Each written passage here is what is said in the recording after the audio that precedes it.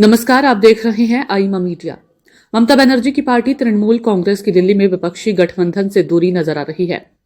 ये दूरी पश्चिम बंगाल चुनाव के कारण है। ऐसा नहीं है कि तृणमूल ने सिर्फ विपक्ष से दूरी दिखाई है, बल्कि उसने सरकार और भाजपा के साथ अपनी नजदीकी भी जाहिर कर दी है। पता नहीं भाजपा के रणनीतिकारों ने इसका अनुमान लगाया था या नहीं, लेकिन लोकसभा स्पीकर ओम बिरला के खिलाफ विपक्ष के महाभियोग का समर्थन नहीं करके तृणमूल ने एक ही तीर से दो शिकार किए हैं। एक तो उसने साफ कर दिया कि कांग्रेस और लेफ्ट की राजनीति से उसका सरोकार नहीं है। दूसरे, उसने ये मैसेज भी बनवाया कि किसी न किसी स्तर पर भाजपा के शीर्ष नेतृत्व के साथ ममता बनर्जी का सद्भाव है। ये बात बहुत पहले से कही जाती है कि ममता बनर्जी को भाजपा के शीर्ष नेतृत्व की ओर से ढील मिलती है और बदले में वे कांग्रेस को निपटाने वाले काम करती है। इस बार के चुनावों में भी ममता बनर्जी की पार्टी असम और केरल में कांग्रेस को नुकसान पहुंचाने वाली राजनीति कर ही रही है। ताजा घटनाक्रम के बाद इसमें तेजी आएगी। तृणमूल के जानकार नेताओं का कहना है कि ओम बिरला के खिलाफ विपक्ष के महाभियोग प्रस्ताव पर तृणमूल नेताओं के दस्तखत नहीं करने का कारण भले अभिषेक बनर्जी ने यह बताया हो कि वे पहले स्पीकर को कुछ समय देने के पक्ष में थे, लेकिन असली कारण सियासी है। ममता बनर्जी को केंद्र सरकार की ओर से बहुत ढील मिली है। सियासी जंग अपनी जगह है और मतदाता सूची के विशेष गहन पुनरीक्षण यानी एसआईआर का मामला भी अपनी जगह है। लेकिन ममता बनर्जी ने ईडी के अफसरों के साथ जो किया, उसके बाद भी उनके खिलाफ कोई कार्रवाई नहीं होना इस बात का संकेत है कि ऊपर से उनके प्रति सद्भाव है।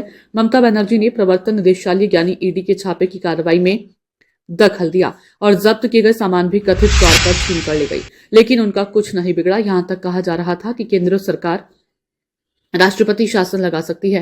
ममता बनर्जी के प्रति सद्भाव यहीं तक खत्म नहीं होता है।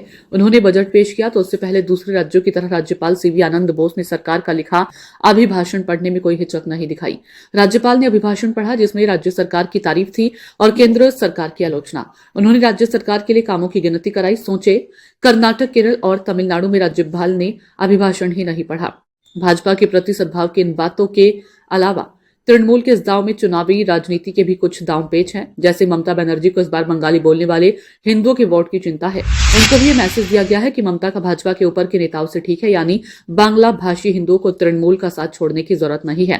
ध्यान रहे, ममता पिछले कुछ समय से प्रधानमंत्री नरेंद्र मोदी पर हमले नहीं कर रही है।